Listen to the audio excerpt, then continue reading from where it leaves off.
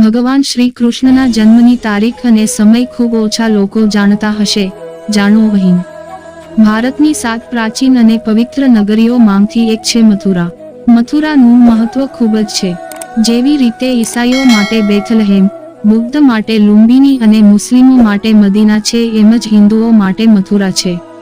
મથુરામાં ભગવાન શ્રી કૃષ્ણનો જન્મ થયો હતો.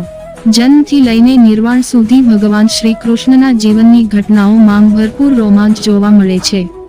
આકાશવાણીએ કૃષ્ણના માંગ કન્વસને જણાવ્યું કે વસુદેવ અને દેવકીનું સંતાન જ તારા મૃત્યુનું કારણ બનશે, અને તેથી તેને વસુદેવ અને દેવકી બંનેને જેલમાં નાખી દીધા.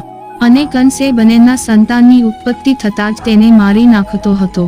ભવિષ્યવાણી અનુસાર વિષ્ણુ દેવકીના ગર્ભથી કૃષ્ણના રૂપના જન્મ લેવાના હતા, તો તેને પોતાના 8માં અવતારના રૂપમાં 8માં મનુ વૈવસ્વતના મન્વંતરના 28માં દ્વાપરમાં ભાદ્રપદના કૃષ્ણ પક્ષની રાત્રિએ 7 મુહૂર્ત નીકળી ગયા અને 8મું ચાલુ થયું ત્યારે આધી રાત્રે જ્યારે સૌથી શ્રેષ્ઠ સમય હતો. એ સમય પર ફક્ત શુભ ગ્રહોની દ્રષ્ટિ હતી.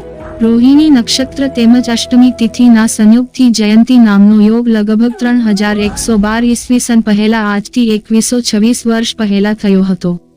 જ્યોતિષ અનુસાર રાત્રે બપોર વાગે એ સમયે શૂન્યકાલ હતો. શાસ્ત્ર અને વેદો અનુસાર ભગવાન શ્રી કૃષ્ણનો જન્મ એ જ સમયે થયો હતો અને આજની વૈજ્ઞાનિક કલ્પનાઓ અનુસાર પણ કહી શકાય છે.